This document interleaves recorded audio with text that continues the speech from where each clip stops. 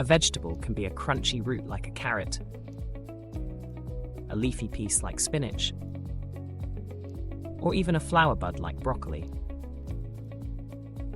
It is simply an edible part of a plant that people choose to eat. Most vegetables come from soft-stemmed, herbaceous plants, not woody trees.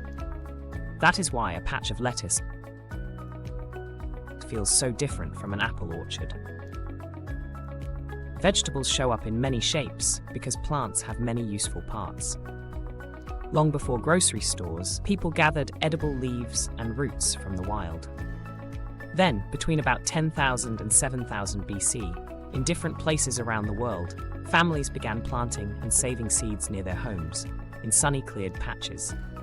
The plants that tasted better or grew bigger were kept and shared, and little by little, the wild plants changed into garden favorites.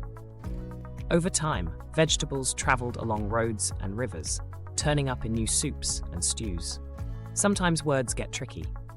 Botanists say a fruit is the seed-bearing part that forms from a flower's ovary, so tomatoes and pumpkins count as fruits.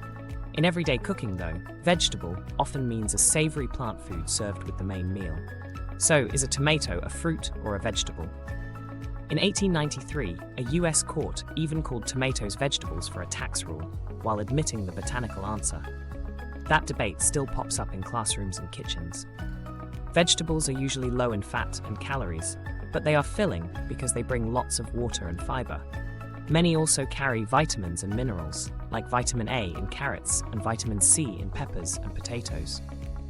Fresh leaves can wilt fast, so people learn to chill, freeze, or can vegetables to keep them longer.